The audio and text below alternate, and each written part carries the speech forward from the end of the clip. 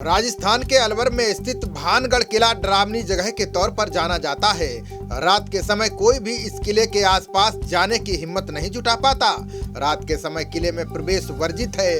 आज हम आपको इस किले से जुड़ी खास बातों के अलावा इसके भूतिया होने के पीछे की कहानियों के बारे में बताएंगे। भानगढ़ किले का निर्माण आमेर के कछवाहा शासक राजा भगवंत सिंह ने अपने छोटे बेटे माधो सिंह के लिए 1573 में करवाया था। माधो सिंह के भाई प्रसिद्ध मान सिंह थे। वे अकबर के सेनापति थे।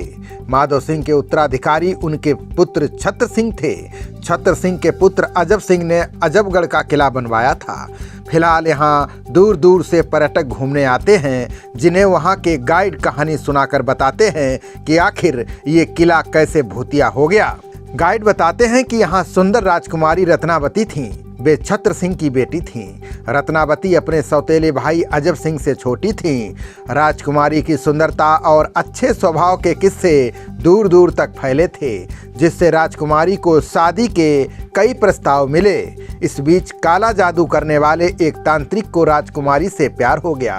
तांत्रिक जानता था कि राजकुमारी उसे नहीं मिलेगी, बावजूद इसके वो राजकुमारी के पीछे पड़ा रहा। एक दिन राजकुमारी की दासी उनके लिए गांव में इत्र खरीदने गई थी। ये देख तांत्रिक ने उस पर जादू कर दिया ताकि रत्नावती को उससे प्यार हो जाए। रत्नावती को इस बात का पता चला और उन्होंने बोतल फेंक दी। बोतल टूटने के बाद कुछ अजीब और बड़ी चीज निकली और तांत्रिक से टकराई।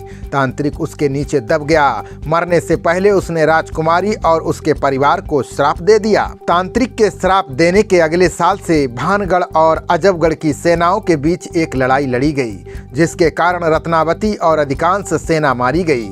इस युद्ध की वजह तांत्रिक के शाप को माना जाता है।